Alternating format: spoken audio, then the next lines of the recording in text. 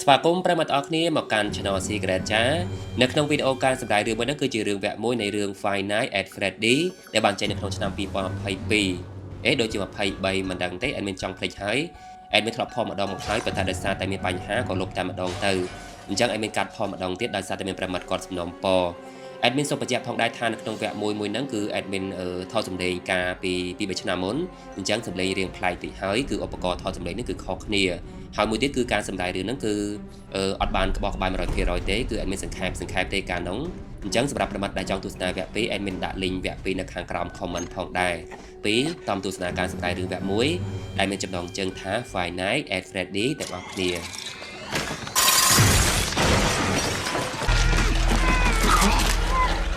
សាច់រឿងបានចាប់ផ្ដើមនៅពេលអ្នកយាមម្នាក់នៅកន្លែងកំសាន្តមួយរបស់ក្មេងមានឈ្មោះថា Freddy Fabia Pizza នៅពេលនោះគេចាប់ផ្ដើមកិច្ចខ្លួនពីអ្វីមួយតាមប្រហោងនៅខាងក្រោមប៉ុន្តែបន្តិចក្រោយមកនៅពេលគេបានលូនចេញមកខាងក្រៅបានសម្រេចហើយស្រាប់តែមានតុក្កតាមួយក៏បានចេញមកតែម្ដងបន្ទាប់មកតុក្កតាមួយនោះក៏បានយកគេដាក់ចងជាប់ជាមួយនឹងកៅអីមួយនិងឲ្យម៉ាស៊ីនមួយសម្រាប់គេយ៉ាងសាហាវនៅទីនោះ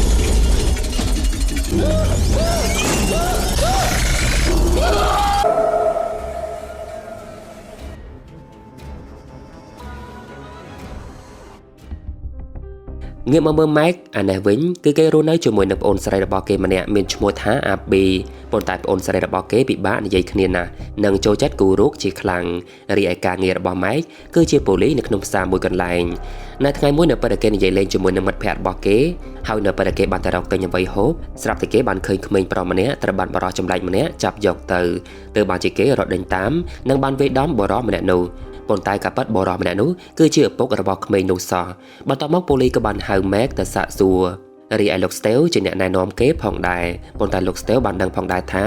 ម៉ែគឺគ្មានចេតនានោះទេនិងមានបញ្ហាសតិអារម្មណ៍កន្លងមកបន្ទាប់ពីគេបានបាត់បង់សមាជិកកន្លងមកបន្ទាប់ពីបានសម្រេចចិត្តកាត់ក្តីទៅលើម៉ែកហើយម៉ែកត្រូវបានគេបញ្ឈប់ពីការងាររបស់គេទើបបានជាលោកស្តេវណែនាំឲ្យម៉ែកទៅធ្វើការមួយផ្សេងទៀតដែលនោះគឺជាសន្តិសុខផ្នែកកាមេរ៉ាសុវត្ថិភាពនៅសួនកំសាន្តមួយមានឈ្មោះថា Freddy Fabia Pizza ដែលជាកន្លែងត្រូវបានគេបិទយូរមកហើយពេលដឹងហើយម៉ែកបែរជាមិនចង់ធ្វើនោះទេរីឯលោកស្តេវនៅតែចង់ឲ្យម៉ែកពិចារណាដដែលលុះនៅពេលដែលម៉ែកបានត្រឡប់ទៅផ្ទះវិញគេក៏បានអរគុណទៅកាន់ម៉ែកដែលជាអ្នកមើលថែអាប៊ីរីឯអាប៊ីនៅតែមិនស្ដាប់ម៉ែកដដែលនៅពេលដែលម៉ែកហៅនាងទៅញ៉ាំបាយពេលនោះម៉ែកបាននិយាយថាបើសិនជាគេមិនញ៉ាំបាយនោះទេនោះមិនធំនោះទេបន្ទាប់មកនៅពេលដែលម៉ែកបានទៅដេកគេក៏បានលេបថ្នាំជាប្រចាំហើយនៅពេលគេបានដេកគេសង្ឃឹមថាគេនឹងយល់សប្តិឃើញប្អូនប្រុសរបស់គេម្ដងទៀតបន្តិចក្រោយមកនៅពេលដែលម៉ែកដេកគេក៏បានស្រមៃឃើញប៉ាត់មែនគឺគេបានស្រមៃឃើញក្រុមគ្រួសាររបស់គេជុំគ្នាយ៉ាងមានសុភមង្គលជាមួយនឹងប្អូនប្រុសរបស់គេម្នាក់ទៀតប៉ុន្តែនៅពេលនោះស្រាប់តែមានប្រុសម្នាក់មកចាប់ប្អូនប្រុសរបស់គេទៅបាត់តែម្ដង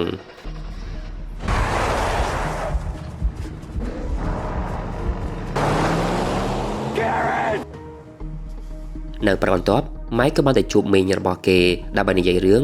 យកអាពីទៅចិញ្ចឹមព្រោះគេគឺគ្មានលទ្ធភាពក្នុងការចិញ្ចឹម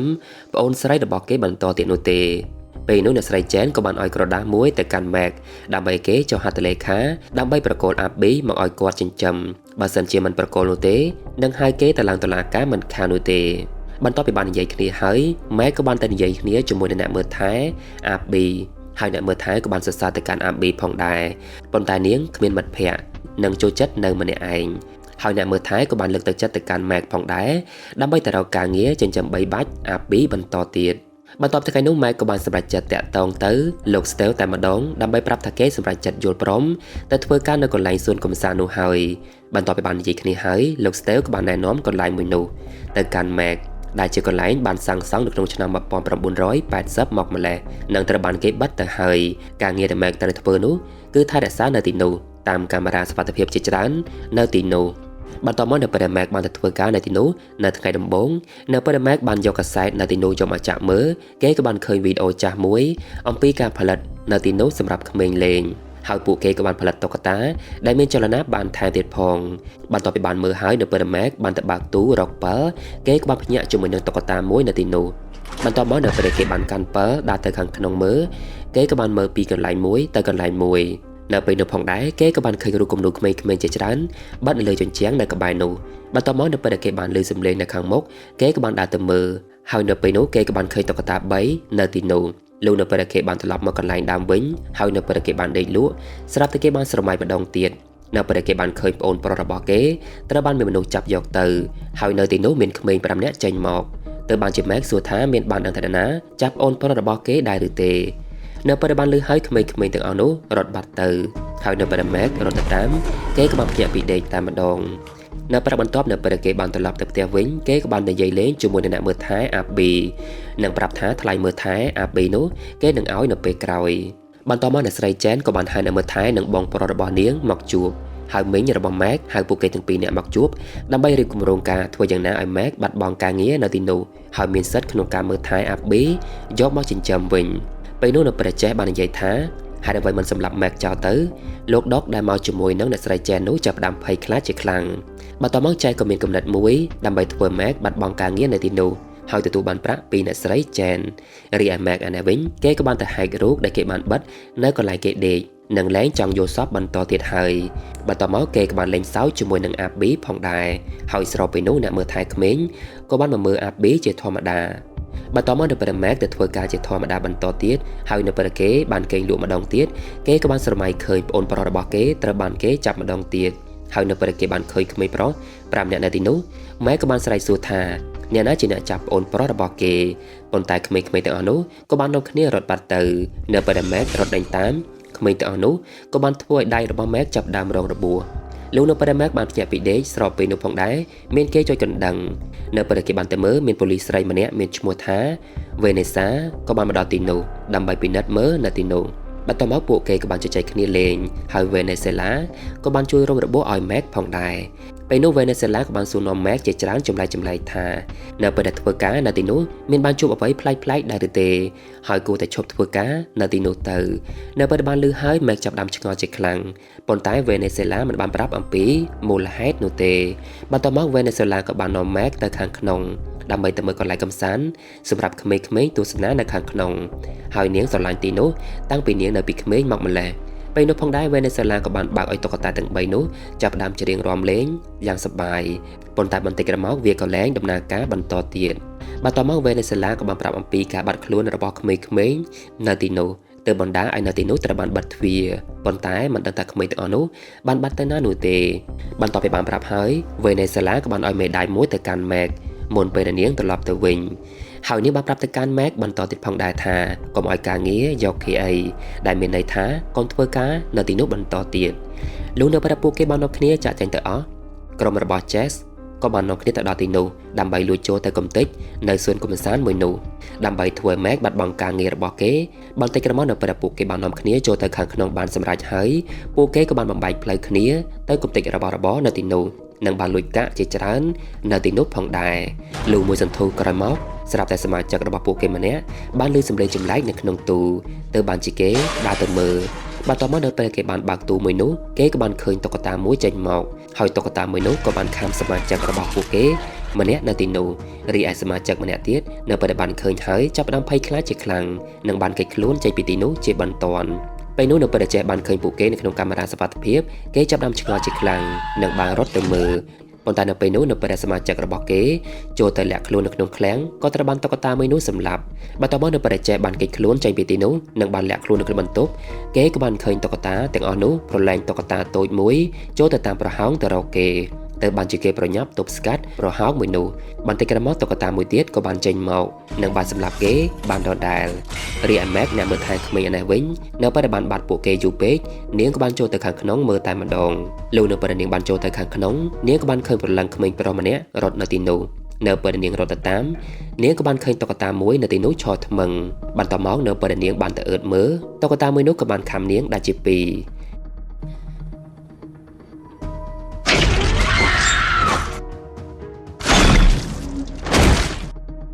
រីឯម៉ែកអានេះវិញគេក៏បានយកមេដាយមួយនោះឲ្យទៅកាន់អាប៊ីលេងប៉ុន្តែនាងមិនចង់លេងដដែលហើយគិតតែគូររូបទៅវិញដែលធ្វើឲ្យម៉ែកចាប់ដើមអន់ចិត្តជាខ្លាំងបន្ទាប់មកនៅពេលអាប៊ីបានឃើញឯកសារដើម្បីសុំយកអាប៊ីយកទៅចិញ្ចឹមនោះអាប៊ីចាប់ដើមខឹងបងប្រុសរបស់នាងជាខ្លាំងនិងប្រាប់ថានាងមិនចង់រស់នៅជាមួយនឹងមីងរបស់នាងនោះទេភ្លាមនោះវេនេសេឡាក៏បានមករកម៉ែក ដើម្បីប្រាប់ថាកន្លែងដែលម៉ែកយាមនោះត្រូវបានមានមនុស្សចូលទៅកំទេចវាហើយនេះបានរកឃើញថ្នាំងុយដេករបស់ម៉ែកនៅទីនោះផងដែរបន្ទាប់មកពួកគេទាំងពីរនាក់ក៏បានតែនិយាយគ្នាតែពីរនាក់ហើយម៉ែកបានសារភាពប្រាប់ការប៉ាត់ថាគឺគេបានលេបថ្នាំងុយដេកនោះដោយសារតែគេចង់ដេកលក់និងចង់ស្វែងរកបរិសដែលបានចាប់ប្អូនប្រុសរបស់គេកាលពីមុននោះរីឯម្ដាយរបស់គេគឺបានស្លាប់បាត់បង់ជីវិតបាត់ទៅហើយឪពុករបស់គេបានចាក់ចោលគេថែមទៀតផងបន្ទាប់ពីបានដឹងអំពីប្រវត្តិរបស់ម៉ែកហើយវេណេស៊ុយឡាចាប់ដាក់អាណិតម៉ែកជាខ្លាំងហើយនាងក៏បានបោះចោលថ្នាំមួយនោះកុំឲ្យម៉ែកលេបវាបន្តទៀតព្រោះវាមិនល្អនោះទេណាមួយគឺម៉ែកនៅមានអាប៊ីម្នាក់ផងដែរនៅក្បែរលោកជប់ឡើងនៅពេលម៉ែកបានតាក់ទងទៅកាន់អ្នកមើលថែក្មេងបើជាតាក់ទងមិនបានតតែសោះទៅបានជាម៉ែកសម្រាប់ចិត្តយកអាប៊ីទៅកន្លែងគេធ្វើការតែម្ដងហើយនៅពេលដែលពួកគេបាននាំគ្នាទៅកន្លែងកំសាន្តមួយនោះដោយបានយកអាប៊ីទៅជាមួយនោះម៉ែកក៏បានធ្វើកន្លែងដេកសម្រាប់អាប៊ីស្នាក់នៅទីនោះមួយយប់បន្ទាប់មកម៉ែកក៏បានទៅសម្អាតនៅទីនោះបន្តទៀតបន្ទាប់ពីក្រុមរបស់អ្នកមើលថែក្មេងមួយនោះកុំតិចការពីថ្ងៃមិញលោកនៅពេលគេសម្អាតបានស្អាតហើយម៉ែកក៏បានដាក់កាសដេករីអាប៊ីបន្តិចក្រោយមកនាងក៏បានឮសំឡេងចម្លែកនៅទីនោះនៅពេលនាងបានដើរទៅរកមើលក៏បានឃើញតុក្កតាមានជីវិតមករកនាងហើយនៅពេលនោះនាងក៏បានស្រែកយ៉ាងខ្លាំងស្របពេលនោះផងដែរម៉ែកក៏បានស្រមៃបន្តទៀតនៅពេលគេបានឃើញក្មេងៗហើយក៏ប៉ិតក្មេងទាំងអស់នោះគឺជាក្មេងដែលបានបាត់ខ្លួនកន្លងទៅពេលនោះនៅពេលគេបានសួរក្មេងប្រុសម្នាក់នៅទីនោះថាអ្នកណាជាអ្នកចាប់ប្អូនប្រុសរបស់គេយកទៅក្មេងប្រុសម្នាក់នោះក៏បានគូររូបតុក្កតាមួយនៅលើដីបន្ទាប់មកសំឡេងស្រែករបស់អាប៊ីបានធ្វើឲ្យម៉ែកភ្ញាក់ពីដំណេកហើយនៅពេលគេបានរត់ទៅមើលគេក៏បានឃើញអាប៊ីនៅជាមួយនឹងតុក្កតាមានជីវិតទាំង3នោះហើយនាងបានប្រាប់ថាពួកគេទាំង3នាក់នោះគឺជាមិត្តភក្តិរបស់នាងថែមទៀតផងនៅពេលបានឃើញហើយម៉ែកនឹកស្មានថាមានមនុស្សលេងសើចជាមួយនឹងគេ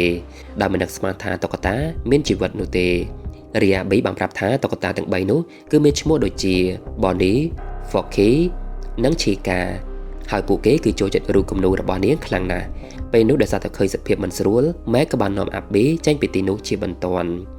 លុះនៅពេលម៉ែកបានយកអាប៊ីត្រឡប់ទៅផ្ទះវិញគេក៏បានឃើញរូបគំនូររបស់អាប៊ីគូជាច្រើនកន្លងទៅគឺសុទ្ធតែមានរូបតុក្កតាទាំងអស់នោះទៅបានជាគេសម្រេចចិត្តសួរនាំនាងនៅពេលដែលនាងបានងើបពីដេកបន្ទាប់ពីបានសាកសួរហើយម៉ែកទើបតែដឹងថាអាប៊ីគឺតែងតែស្រមៃឃើញមនុស្សចាប់ប្អូនប្រុសរបស់គេយកទៅដែរនិងបានស្រមៃឃើញក្មេងប្រុសត្រូវបានបាត់ខ្លួននោះផងដែរលោកជប់ឡើងនៅពេលម៉ែកបានទៅកន្លែងធ្វើការម្ដងទៀតវេណេស៊ុយឡាគឺនៅទីនោះផងដែរនិងបានដឹងថាតុក្កតាមួយនោះមានជីវិតយូរមកហើយបន្ទាប់មកអាប៊ីទៅលេងជាមួយនឹងតុក្កតាទាំងអស់នោះទាំងនឹករលឹកនិងសប្បាយរីករាយជាខ្លាំងហើយពួកគេបានឲ្យតុក្កតាទាំងអស់នោះរៀបចំកន្លែងដេកសម្រាប់ពួកគេថែមទៀតផងប៉ុន្តែនៅពេលនោះនៅពេលដែលតុក្កតាមួយនោះបានប៉ះជាមួយនឹងទឹកវាក៏បានឆក់ដួលទៅខាងក្រោម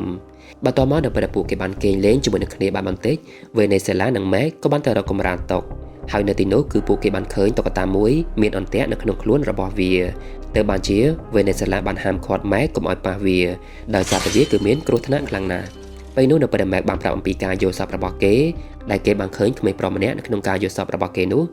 វេណេស៊ុយឡាក៏បានសួរថាមានបានសួរអ្វីអំពីក្មេងនោះដែរឬទេម៉ែក៏បានប្រាប់ទៅវិញថាគេបានព្យាយាមសួរហើយ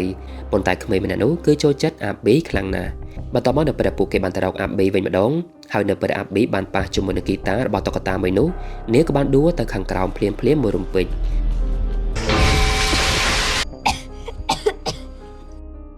លុះនៅពេលពួកគេបានត្រឡប់ទៅវិញវេណេស៊ុយឡាក៏បានគំរាមម៉ែកហាមយកអាប៊ីមកទីនោះម្ដងទៀតជាដាច់ខាតបើសិនជាមិនដូច្នោះទេនាងនឹងបាញ់សម្លាប់គេមិនខាននោះទេនៅព្រឹកបន្ទាប់ម៉ែកក៏បានសម្រេចចិត្តហៅមីងរបស់គេមកយកអាប៊ីទៅចិញ្ចឹមតែម្ដងដែលធ្វើអាប៊ីចាប់ដើមខឹងជាខ្លាំងនិងរត់ចូលទៅក្នុងបន្ទប់ហើយក៏បានស្រែកថាស្អប់ម៉ែកខ្លាំងណាស់បន្ទាប់មកនាងក៏បានគូររូបម៉ែកចេញពីរូបគំនូររបស់នាងផងដែរលុះនៅពេលម៉ែកបានទៅធ្វើការជាធម្មតាគេក៏បានទៅទិញថ្នាំងុយដេកសម្រាប់លេបបន្តទៀតដើម្បីបន្តការយល់សប្តិរបស់គេប៉ុន្តែម្ដងនោះនៅពេលគេបានដេកហើយគេក៏បានឃើញក្រុមគ្រួសាររបស់គេមានសុភមង្គលឡើងវិញរីឯក្មេងប្រុសម្នាក់នោះបានប្រាប់ថានេះជាអ្វីដែលគេចង់បានមែនទេ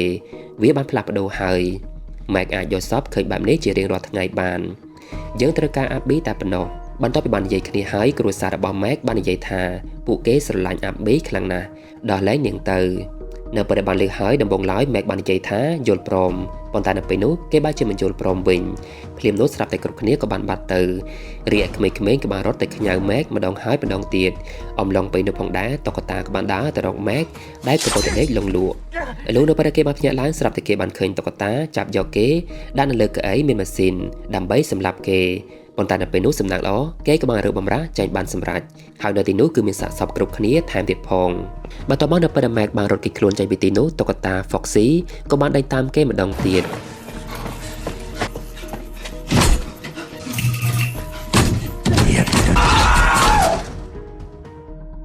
រីឯមីងរបស់ Mac នៅពេលនៅជាមួយនឹង Abby បន្តិចក្រោយមកស្រាប់តែតុក្កតាបានចូលទៅក្នុងផ្ទះមួយនោះនិងបានសម្លាប់អ្នកមីងចោលតែម្ដងហើយក្មេងប្រុសម្នាក់ក៏បានមករក Abby ដើម្បីចាញ់ពីទីនោះនិងបានកុហកថាមីងរបស់នាងគឺបានដេកលក់បាត់ទៅហើយបន្ទាប់មកនៅពេលដែលពួកគេបាននាំគ្នាទៅរកតាក់ស៊ីជិះនៅពេលដែលតាក់ស៊ីបានឃើញតុក្កតាមួយនោះតាក់ស៊ីចាប់ដាក់ភ្ញាក់ផ្អើលជាខ្លាំងប៉ុន្តែមិនបានដឹងថាតុក្កតាមួយនោះមានជីវិតនោះទេហើយក៏បានជូនពួកគេទៅកន្លែងកំសាន្តមួយនោះរីឯ Mac ត្រូវបាន Venezuela ជួយសង្គ្រោះនៅពេលដែល Mac បានប្រាប់អំពីការយកសពរបស់គេទៅកាន់ Venezuela និងព្យាយាមសួរ Venezuela រឿងគ្រប់យ៉ាងនៅទីនោះ Venezuela ក៏បានសម្រេចចិត្តប្រាប់ការពិតអំពីកន្លែងនៅទីនោះតែម្ដងការពិតគឺពួកគេចង់បាន Abby ដោយសារតែពួកគេចង់ឲ្យនាងដោយតែនឹងតុក្កតាទាំងអស់នោះនៅក្នុងឆ្នាំ1980ក្មេងៗដែលត្រូវបានបាត់ខ្លួននោះគឺមិនបានរកឃើញសាកសពនោះទេហើយមានបរិសម្នាក់បានចាប់ក្មេងៗទាំងអស់នោះទៅនិងធ្វើឲ្យព្រលឹងរបស់ពួកគេសន្ធិដ្ឋនៅក្នុងតុក្កតាទាំងអស់នោះហើយព្រលឹងនៅក្នុងតុក្កតាមួយនោះមិនបានសម្លាប់ពួកគេនោះទេប៉ុន្តែបរិសម្នាក់នោះគឺជាអ្នកបញ្ជានិងជាអ្នកបង្គាប់ព្រលឹងក្មេងទាំងអស់នោះមិនចងចាំអ្វីនោះទេហើយនាងបានប្រាប់ឲ្យ Mac ឈប់ធ្វើការនៅទីនោះយូរមកហើយប៉ុន្តែ Mac មិនស្ដាប់នោះទេនៅពេលបានដឹងហើយ Mac ក៏បានសួរថាបរិសម្នាក់នោះគឺជានរណាគេ Venezuela ក៏បានយករូបថតមួយឲ្យគេមើលដែលនោះគឺជាឪពុករបស់នាងមានឈ្មោះថា William នៅពេលបានឃើញហើយ Mac ចាប់ដើមស្រឡាំងកាំងជាខ្លាំងហើយ Mac បានសួរថាការពិតគឺ Venezuela បានដឹងរឿងគ្រប់យ៉ាងអស់ទៅហើយធ្វើយ៉ាងម៉េចទៅអាចបញ្ឈប់ពួកគេបានបន្ទាប់មក Venezuela ក៏បានឲ្យកំភ្លើងឆក់និងអាវុធមួយចំនួនទៅកាន់ Mac សម្រាប់ទៅរារាំងតុក្កតាទាំងអស់នោះហើយនាងមិនអាចទៅជាមួយនឹង Mac បាននោះទេដោយសារតែនាងគឺខ្លាចឪពុករបស់នាងនៅទីនោះលុះនៅពេល Mac បានជិះឡានទៅដល់ទីនោះស្របពេលដែល Abby កំពុងតែលេងជាមួយនឹងតុក្កតាទាំងអស់នៅទីនោះហើយតុក្កតាមួយទៀតក៏បានដឹកដៃនាងទៅបន្ទប់មួយទៀតដើម្បីត្រៀមសម្លាប់នាងបន្ទាប់មកនៅពេល Mac បានចូលទៅបានសម្រេចហើយគេក៏បានលូនទៅក្នុងបន្តទៀតហើយនៅពេលនោះតុក្កតាមួយនោះវាទៅឃើញគេទៅហើយបន្ទាប់មកគេក៏បានយកទឹកចាក់ទៅក្បែរជើងរបស់តុក្កតានិងបានយកប្រដាប់ឆក់បាញ់ឲ្យឆក់ពួកគេទាំងពីរនាក់តែម្ដងរីឯ Abby តុក្កតាមួយនោះក៏បាននាំនាងទៅបន្ទប់ដើម្បីសម្លាប់នាងលុះនៅពេលដែលតុក្កតាមួយនោះប្រងសម្លាប់នាងទៅហើយ Mac ក៏បានយកកំភ្លើងបាញ់ឲ្យឆក់តុក្កតាមួយនោះមុនពេលនោះនៅពេលពួកគេបានគេខ្លួនបានបន្តិចតុក្កតាមួយទៀតក៏បានចេញមកនិងបានហោះមកខាំជើងរបស់ Mac ទើបបានជា Mac ស្រែកឲ្យ Abby គេខ្លួនចេញពីទីនោះជាបន្ទាន់បន្ទាប់មក Mac ក៏បានយកដំបងឆក់ទៅឆក់តុក្កតាមួយនោះលែងដំណើរការរីឯ Abby នៅពេលដែលតុក្កតាមួយទៀតបានដេញតាមនាងក៏បានទម្លាក់ខ្លួននៅក្នុងកូនបាល់រំពេញនោះ Venezuela ក៏បានដល់ទីនោះនិងបានជួយ Abby ផងដែរបន្តិចក្រោយមកនៅពេល Mac បានទៅរក Abby ស្រាប់តែបានឃើញតុក្កតាមួយយ៉ាងធំមួយទៀតបានចេញមកហើយកំភ្លើងឆក់របស់គេមិនអាចធ្វើអ្វីបាននោះទេនៅក្នុងតុក្កតាមួយនោះគឺជាឪពុករបស់ Venezuela ហើយក៏ជាលោក Steel ផងដែរដែលបានឲ្យ Mac មកធ្វើការនៅទីនោះបន្ទាប់មកនៅពេលឪពុករបស់ Venezuela បានប្រងសម្លាប់ Mac Venezuela ក៏បានចេញមកហាមឃាត់និងបានយកកំភ្លើងបាញ់ដៃឪពុករបស់នាងទាំងគ្មានជំរឿរីឯ Abby ក៏បានទៅជួយ Mac ហើយនៅពេលនោះគេទៅតែយល់គឺគេបានឲ្យ Abby ទៅគូររោគនៅលើរូបគំនូរក្មេងៗទាំងអស់នោះដែលមានបិទនៅលើជញ្ជាំងដើម្បីបង្ហាញក្មេងៗទាំងអស់នោះថាឪពុករបស់ Venezuela គឺជាមនុស្សអាក្រក់និងសម្លាប់ពួកគេកន្លងមកស្រោមពេលនោះផងដែរឪពុករបស់ Venezuela ក៏បានយកកំបិតចាក់សម្លាប់ Venezuela ទៅហើយបន្ទាប់មក Mac ក៏បានទៅបិទភ្លើងហើយក៏បានបញ្ចាំងភ្លើងទៅលើរូបគំនូរមួយនោះដើម្បីឲ្យតុក្កតាទាំងអស់នោះបានឃើញនិងបានដឹងអំពីការពិតនៅពេលបានដឹងអំពីការពិតទាំងអស់នោះហើយតុក្កតាទាំងអស់នោះក៏បានទៅរកឪពុករបស់ Venezuela វិញម្ដងនិងបានសម្លាប់ឪពុករបស់ Venezuela តែម្ដងរីឯ Mac ក៏បានទៅជួយ Venezuela ចេញពីទីនោះ I always come back. Bring luck. បន្ទាប់ពីថ្ងៃនោះ Abby ចាប់ដើមមានមិត្តភ័ក្តិនិងលេងសើចជាមួយនឹង Mac ឡើងវិញហើយនៅពេលដែលពួកគេបាននាំគ្នាទៅមើល Venezuela សម្រាប់នៅមន្ទីរពេទ្យនាងមិនទាន់ដឹងខ្លួននៅឡើយនោះទេហើយ Mac ក៏បានអរគុណទៅកាន់ Venezuela ផងដែរលុះនៅពេលពួកគេត្រឡប់ទៅវិញ Abby ក៏បានសុំបងប្រុសរបស់នាងទៅកន្លែងកំសាន្តនោះម្ដងទៀតព្រោះនាងបានគិតថាតុក្កតាទាំងអស់នោះពិតជាអាចកោមិនខាននោះទេរីឯឪពុករបស់ Venezuela នៅវិញគឺនៅមានជីវិតនិងត្រូវបានក្មេងៗធ្វើបាបនៅទីនោះ